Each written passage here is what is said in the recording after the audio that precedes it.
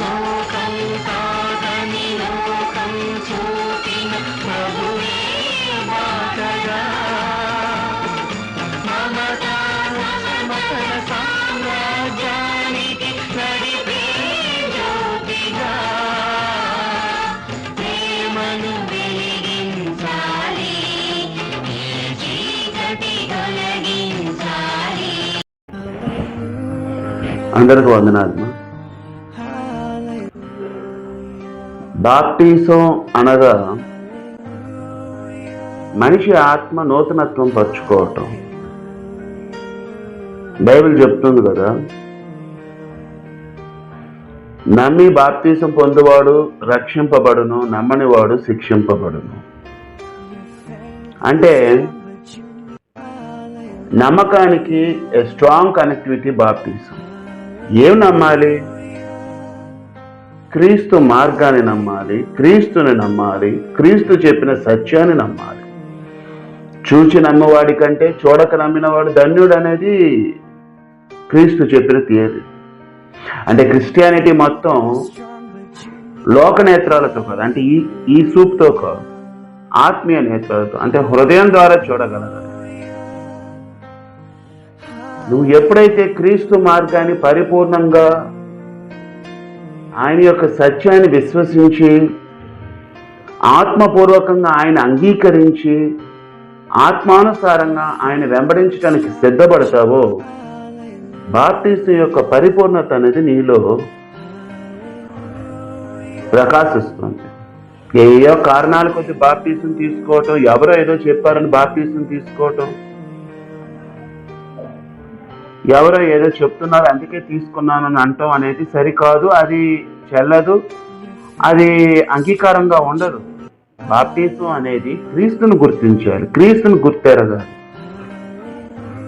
క్రీస్తు ప్రేమను అంగీకరించాలి, మెయిన్ అంగీకరించాలి. నమ్మకత్వంతో క్రీస్తు మార్గాన్ని విశ్వసించాలి. అప్పుడే నీ బాప్టిజం అనేది దేవుడు అంగీకరిస్తాడు. నోటి మాటలతో చెప్పేది కాదు బాప్టిజం, నోటి మాటలతో అంగీకరించేది కాదు బాప్టిజం. బాప్టిజం అంటే నీ హృదయపూర్వకంగా దేవుని అంగీకరించాలి. ఎస్, ఐ బిలీవ్ క్రీస్తు ఒక్కరే రక్షకుడు, నేను అంగీకరిస్తున్నా, ఆయన ఒక్కరే దేవుడు, నేను నమ్ముతున్నా అన్న పరిపూర్ణమైన నీ నోటి మాట బాప్టిజానికి చక్కని పరిపూర్ణత్వాన్ని ఇస్తుంది. క్రీస్తు ప్రేమని పరిపూర్ణంగా రుచించాలి. వ్యక్తిగతంగా మనం ఆయన ప్రేమని తెలుసుకోగలగాలి, వ్యక్తిగతంగా ఆయన ప్రేమను మనం అర్థం చేసుకోగలగాలి, వ్యక్తిగతంగా ఆయనతో సంబంధం, మనకు ఆత్మీయ సహవాసం కలగాలి. అప్పుడే ఆ బాప్టిజానికి అర్థం ఉంటుంది.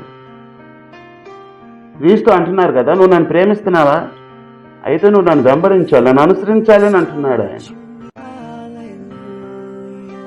మరి నువ్వు ఆయన ప్రేమిస్తే, ఆయన వెంబడిస్తే ఆ బాప్టిజంలో నా పరమార్థం యొక్క అర్థం ఏంటో నీకు తెలుస్తుంది. ఎవరైనా బాప్టిజం ఎందుకు తీసుకున్నాం, క్రీస్తు మన మతం కాదు కదా, ఆయన అన్ని ఆచారం కదా అని అన్నప్పుడు వెంటనే వారికి తగ్గ జవాబు ఇవ్వగలం. ఆ అర్హత్వం అనేది నీ ఆత్మ పొందుకొని ఉంటుంది, ఆ అర్హత్వం అనేది నీ ఆత్మ పరిపూర్ణంలో ఉంటుంది. బాప్టిజం అనేది అంగీకారం చాలా ప్రధానం. క్రీస్తు ఏమంటున్నారు వాస్తవానికి చెప్పాలంటే, క్రీస్తును ఆయన ఆరోహణ అవుతున్నప్పుడు ఒక మాట అంటాడు, ఆయన చాలా చక్కని మాట అంటాడు. మత్తయి 28వ అధ్యాయం 19లో చాలా చక్కని మాట ఉంటుంది. కాబట్టి మీరు వెళ్ళి సమస్త జనులకు శిష్యులుగా చేయుడి, తండ్రి యొక్క కుమారుని యొక్క పరిశుద్ధాత్మ యొక్క నామంలోనికి వారికి బాప్తిసం ఇచ్చుచు నేను మీకు ఏ సంగతులు ఆజ్ఞాపించుతునో వాటన్నిటినీ గైకొనవలెనని వారికి బోధించుడి. ఇదిగో నేను యుగ సమాప్తము వరకు సదాకాలం మీతోనే ఉంటాను. ఎంత చక్కని మాట అంటున్నాడు ఆయన. ఏమంటున్నాడు 20వ వచనంలో, నేను మీకు ఏ ఏ సంగతులు ఆజ్ఞాపించి తినో వాటన్నిటినీ గైకొనవలెనని వారికి బోధించుడి. గైకొనవలెను. Without following Jesus you are not countable in heaven. నువ్వు క్రీస్తు మార్గాన్ని అనుసరించనిదే బాప్టిజం తీసుకున్నవాడల్లా క్రైస్తవుడు అయిపోయాడేమో కానీ క్రీస్తు బిడ్డగా మారటం అసాధ్యం. క్రైస్తవ్యంలో చాలా వరకు క్రైస్తవులుగా జీవించినప్పుడు బాప్తీసానికి అర్థం ఏమై ఉంది? బాప్తీసం అంటే ఏంటి? క్రీస్తు పోలి నడుచుకోవటమే బాప్తీసం. సువార్తను అంగీకరించి క్రీస్తు మార్గాన్ని అంగీకరించి క్రీస్తు వలె నేను జీవించుటకు ఇష్టపడుతున్నాను, సిద్ధపడుతున్నాను అన్న మాటలోని పరమార్థాన్ని మనం వెంబడించడమే బాప్తీసం. మరి బాప్తీసం అంటే అంత చిన్న మాట కాదు, అది ఆషామాషి విషయం కాదు. అది నువ్వు పరలోకానికి వెళ్ళి చేరాలంటే, పరలోకంలో నువ్వు అడుగు పెట్టాలంటే, క్రీస్తు ముందు నువ్వు అర్హుడై నిలబడాలని అంటే అందుకు నువ్వు బాప్తీసం చాలా ప్రధానంగా తీసుకోవాలి. ఆ బాప్తీసాన్ని ఎంత ప్రధానంగా తీసుకోవాలంటే క్రీస్తు పోలి నడవటానికి సిద్ధపడి ఉండేటంత ప్రధానంగా తీసుకోవాలి. సిద్ధపడి ఉండేంత ప్రధానంగా నువ్వు తీసుకోవాలంటే అందుకు నీ మనసు పరిపూర్ణంగా క్రీస్తుని వెంబడించడానికి ఇష్టపడాలి. ఇంకొక మాట చెప్పాలంటే మీకు చూడండి, 1 పేతురులో చాలా చక్కని మాట ఒకటి ఉంది. 3:21 మీరు గమనిస్తే అందులో చాలా చక్కని మాట ఒకటి, బాప్తీసం ఇప్పుడు మిమ్మల్ని రక్షించుచున్నది, అదేదనగా శరీర మాలిన్యమును తీసివేయుటకు కాదు గాని యేసుక్రీస్తు పునరుద్ధాన మూలముగా దేవుని విషయము నిర్మలమైన మనస్సాక్షినిచ్చు ప్రత్యుత్తరమే. శరీర మాలిన్యం తీయటానికి బాప్తీసం కాదు, శరీరాన్ని శుభ్రం చేసుకోవటానికి మనం వాడుతున్న సబ్బులు చాలు. శరీరాన్ని శుభ్రం చేసుకోవటానికి మనకు వాడుతున్న అనుదిన స్నానంలో వాడుతున్న సబ్బులు చాలు. కానీ అది కాదు బాప్తీసం అంటే. ఆత్మశుద్ధి చాలా ప్రధానం.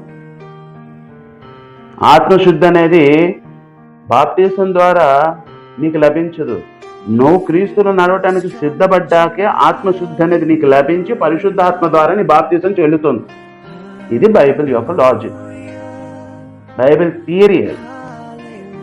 ఎలా పడితే అలా బాప్తీసాలు తీసుకుంటే అయిపోవు. క్రీస్తు చెప్తున్నారు కదా, ఆయన ఒక మాట ప్రభువా ప్రభువా అని చెప్పి చూడండి, మత్తయి 7:21 ప్రభువా ప్రభువా అని నన్ను పిలిచి ప్రతివాడు పరలోక రాజ్యంలో ప్రవేశింపడు గాని పరలోకమందున నా తండ్రి చిత్త ప్రకారం చేయువాడే ప్రవేశించు. ఎవరు పడితే వాళ్ళు ప్రవేశించరు పరలోకంలో.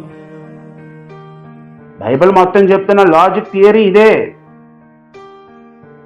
Who follow me they will be in heaven. క్రీస్తు పోలిన జీవితాన్ని ఎవరు ఇష్టపడతారో, క్రీస్తు పోలిన జీవితాన్ని ఎవరు జీవించడానికి సిద్ధపడతారో వారు పరలోకానికి ప్రవేశనకు అర్హులు. బాప్తీసం అంటే ఏంటి? ఆత్మశుద్ధి ప్రధానం, ఆ తర్వాత శరీర శుద్ధి. మీరు చూస్తే మత్తయి 12:20 చూడండి, పరలోకమందున్న నా తండ్రి చిత్తం చొప్పున చేయువాడు నా సహోదరుడును నా సహోదరియు నా తల్లియు అనెను. పరలోకమందున్న నా తండ్రి చిత్తము చొప్పున చేయువాడే నా సహోదరుడును నా సహోదరియు నా తల్లియు అనెను. ఎవరు పడితే వాళ్ళు బాప్తీసంలోకి ప్రవేశించరు.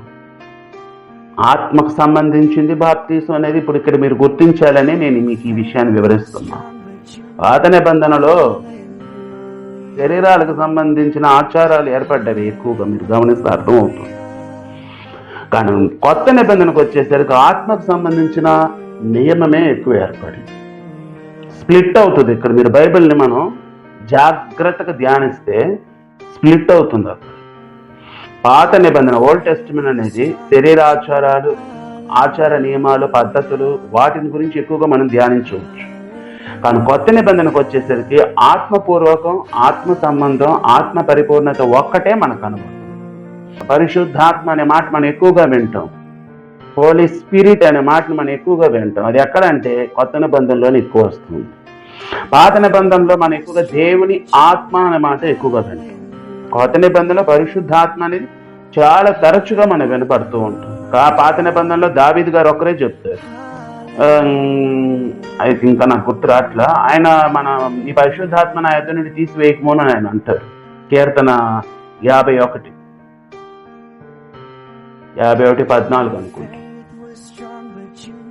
మనకి ఇంకా ఎక్కువగా తరచుగా వినబడేది ఎక్కడనంటే ఆత్మ గురించి కానీ, ఆత్మ సందేశం కానీ, ఆత్మ వివరణ కానీ క్రీస్తు మూలంగానే మనకి ఎక్కువగా వినబడుతుంది. క్రీస్తు శరీర ఆచారాలన్నిటినీ ఆయన కొట్టివేశాడు. అందుకని శిలువ మీద అంటున్నాడు సమాప్తమైంది. కొత్త నిబంధన ఆయన శిలువ యాత్ర చేయక మునుపు కొత్త నిబంధన అనేది పునాది ఈ భూమిపై వేసి ఆయన శిలువ యాత్ర చేశాడు. అంటే ఆయన బిగిన్ చేశారు. సృష్టి అనే ఆరంభం ఎలా జరగబడాలి అనేది పాత నిబంధనలు దేవుని మూలంగా ఒక సత్య సందేశాన్ని మనకు అర్థమవుతే, మనిషి అనేవాడు ఎలా దేవునిలో జీవించాలనే నూతన సందేశాన్ని దేవుడు క్రీస్తు ద్వారా మనకు వివరణ తెలియజేశారు. బాప్తిసం అనేది పరిపూర్ణంగా క్రీస్తును ముందు గుర్తించి ఆయన అంగీకరించి ఆయన ఏం చెప్పారో, మనల్ని ఎందుకు ఎలా జీవించమన్నారు, ఏ విధంగా జీవిస్తే మనం క్రైస్తవులుగా మారబడతాం, క్రీస్తు ప్రేమలో సాక్షాత్తంగా జీవిస్తాం అన్న సత్యాన్ని గుర్తించిన పిమ్మటే బాప్తీసం తీసుకోండి. మీకు ఇష్టమైతేనే బాప్తీసం తీసుకోండి. ఎవరో ఏదో చెప్పారని దయచేసి తీసుకోవద్దు. మన ఆత్మ పరిశుద్ధతే మనల్ని పరలోకంలోకి తీసుకెళ్ళి పరిపూర్ణంగా కూర్చోబెడుతుంది. ఆత్మ చాలా ప్రధానమైంది. ఎవరో చెప్పారని బాప్తీసం తీసుకోకండి. మీ మనసు అంగీకరించి క్రీస్తులో పరిపూర్ణత్వం చెందింది అనేది మీరు సంపూర్తిగా మీరు సిద్ధపడితేనే బాప్తీసం స్వీకరించి ఆ క్రీస్తు నామాన్ని మహిమపరిచే విధంగా మీ జీవితాన్ని సార్థకత్వం చేసుకోండి. Thank you Jesus. Thank you all.